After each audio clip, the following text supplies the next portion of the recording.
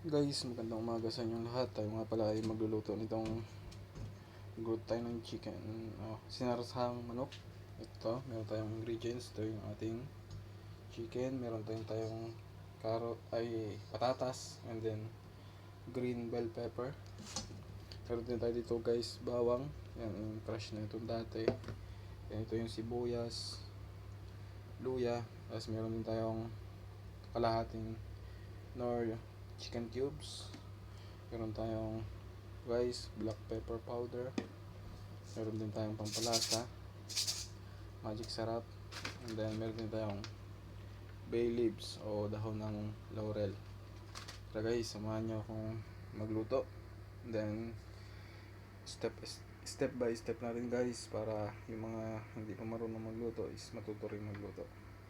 Guys, pinapainitan natin tong kawali natin. Ito nga pala guys yung ating mantika.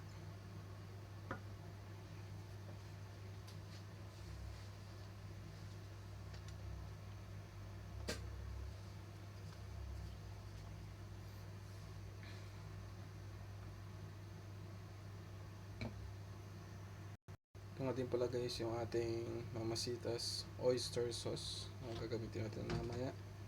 And then Filipino style tomato sauce.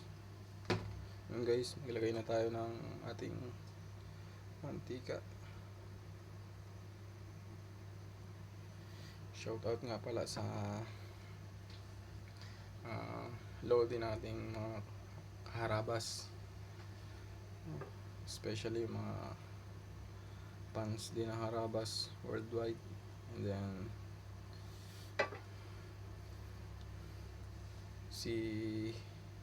isang idol din natin guys sa pagluluto, si Cordy Boy ng Cordillera. Shout out sa'yo boss. Guys, maglagay na tayo ng bawang. Okay. Unahin na natin yung pabida-bidang bawang.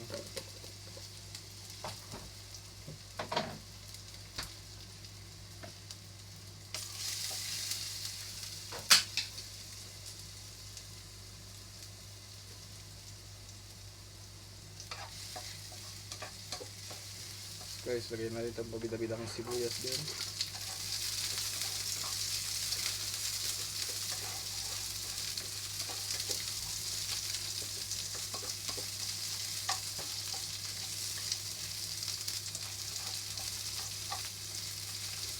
Tapos guys, itong luya. Ayan na rin natin.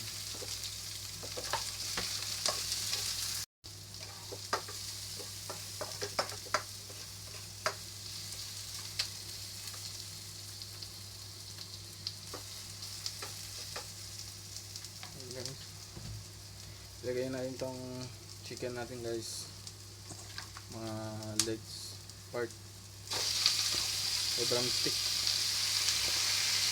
Ayan.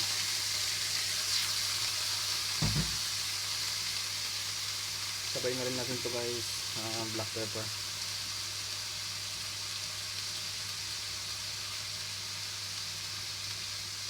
Paggisa, tapos itong chicken cubes para lumasa na siya guys.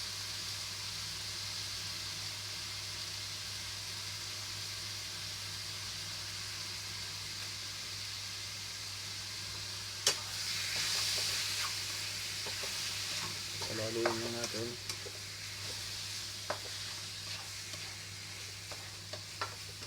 Tapos siya natin guys.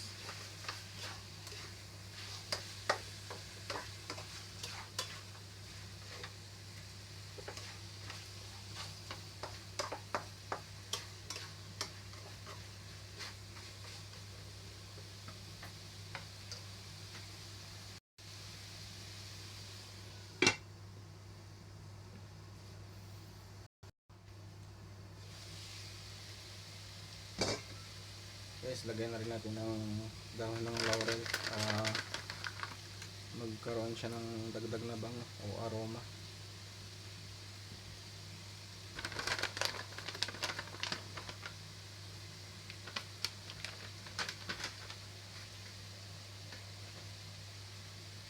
Guys, no, sa mga hindi pa nga po pala nakakapanood sa ating channel o nakakabisita, search nyo lang po yung Patrick Binzan Adventure. Tapos pa-like, pa-share, and then pa-subscribe na rin guys. And then pa-comment down below guys kung hanggang saan umabot yung video natin.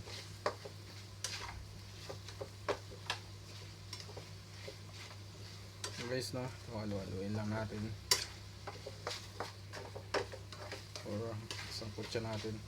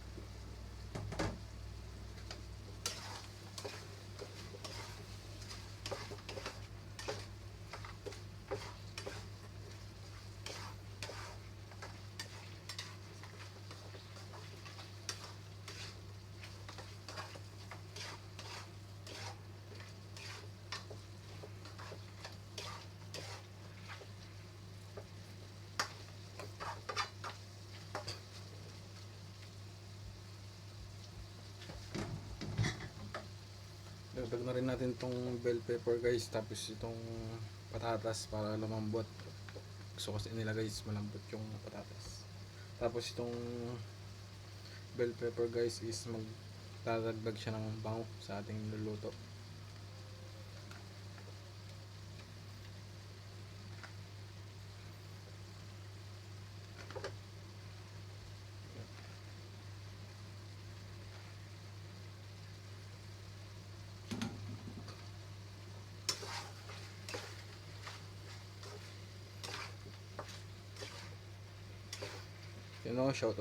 Shoutout nga din po pala guys sa lahat ng ating kababayan sa Pilipinas. Sana po is nasa mabuti kayong kalagayan. I hope and I pray din guys na minto na yung pag-uulan o minto na yung pagpasok ng bagyo sa Pilipinas. Dahil sa amin guys sa Zambales is merong part sa Zambales sa Palawig na nagkaroon ng lindol. Ingat tayo palagi guys dahil hindi natin alam ang panahon, especially hindi din natin alam yung ating buhay kung hanggang kailan tayo dito sa mundong ibabaw. Kaya habang may panahon pa guys, i-enjoy natin yung buhay, especially tayo ay we hope and pray na makakilala tayo sa Panginoon. Tanggapin natin siya bilang ating Diyos at sarili natin tagapagligtas. Guys, no? Guys, isangkot siya pa natin siya ng unti.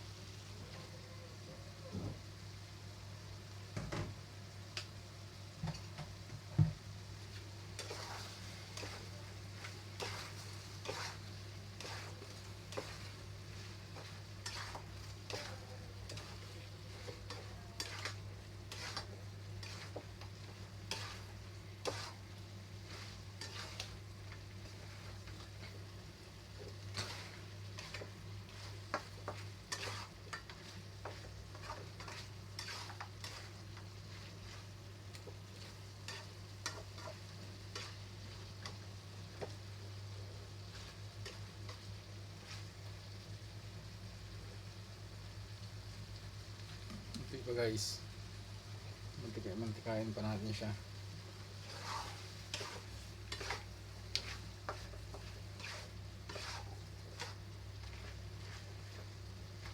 Guys, no, dito nga pala tayo sa United Arab Emirates, tayo sa Abu Dhabi, sa biyaya ng Panginoon, tayo nakarating dito. Salamat sa Panginoon dahil meron siyang ginamit na tao para tayo ay makapunta rito. So ngayon guys is wala pa po tayong work, hindi pa tayo makapag-work. Kita ko guys is tinutulungan ko yung aking asawa, maging sila mami, na ako yung tawag sa bahay, especially naghahanda ng kanilang pagkain pag papasok sila sa trabaho. Si mami, yung aking asawa, maging si Bayaw.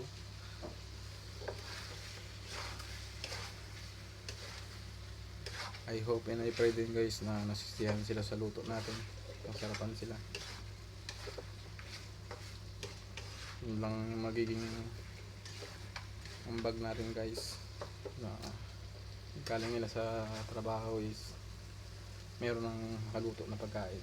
Kasi dito guys mahirap din pag mag-isa ka lang dito sa ibang bansa, wala kang kasama. Kaya mga pamilya natin sa Pilipinas is huwag niyong iisipin na porket nandito yung mamahal nyo sa buhay sa ibang bansa is maganda yung buhay nila. Sasakripisyo sila guys, mahirap din ang buhay dito, malungkot, especially lungkot. Pero saludo sa lahat ng OFW na patuloy na nagiging malakas, matatag para sa kanilang pamilya. Salute to all OFW, nagsakripisyo ng kanilang buhay para ahon sa kahirapan, karoon ng magandang kinabukasan yung kanilang mga pamilya, especially kapag mga anak na pinapaaral, makapagtapos ng pag-aaral. Yan guys, ganyan yung pagkasakripisyo ng mga OFW. Hindi basta-basta mabuhay dito guys, so hindi basta-basta yung cost of living dito guys, mahirap din.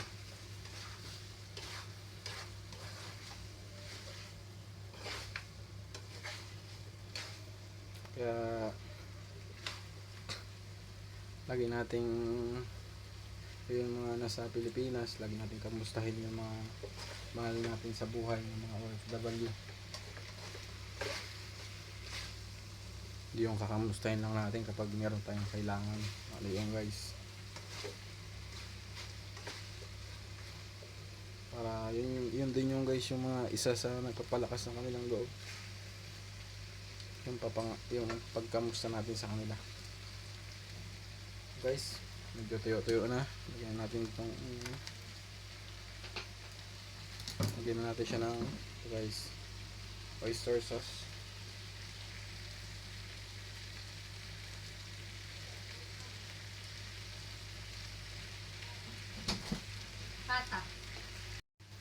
Yes guys, oyster sauce na, ay ano natin, Del Monte Filipino style tomato sauce.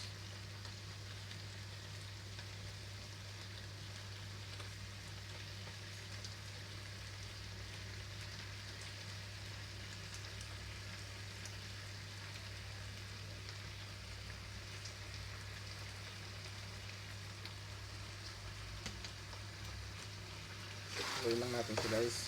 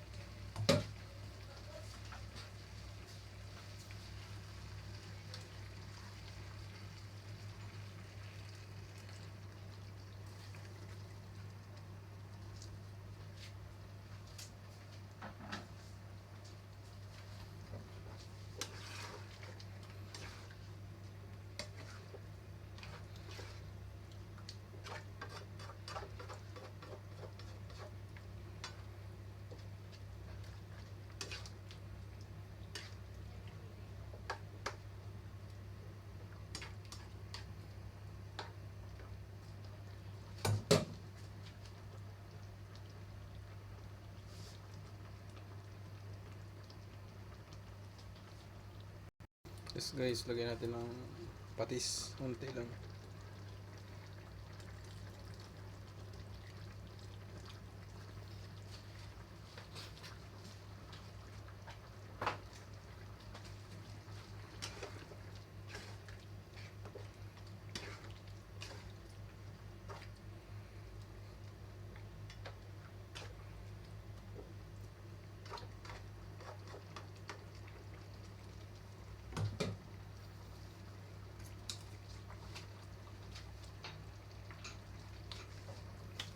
Guys, lagyan na rin natin ng ito guys.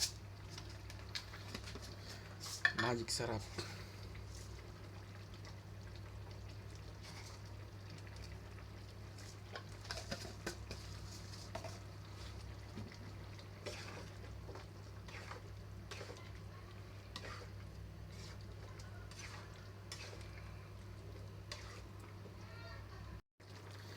Guys, panalo.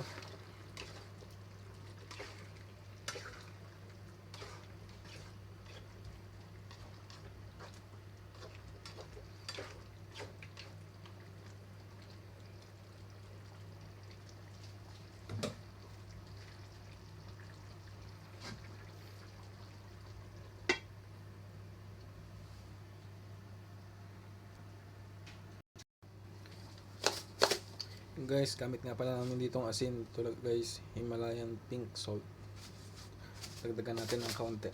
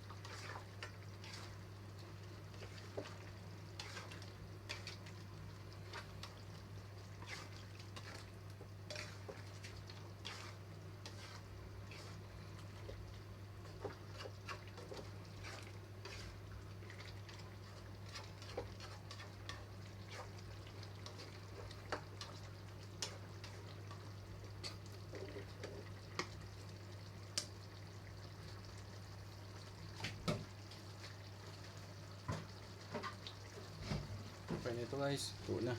Salamat nga pala guys, no? Huwag natin kalimutan guys mag-subscribe, pa-share, pa-like, and then pa-comment na rin guys kung hanggang saan umabot itong video natin guys. And guys, ingat tayong lahat, and then God bless.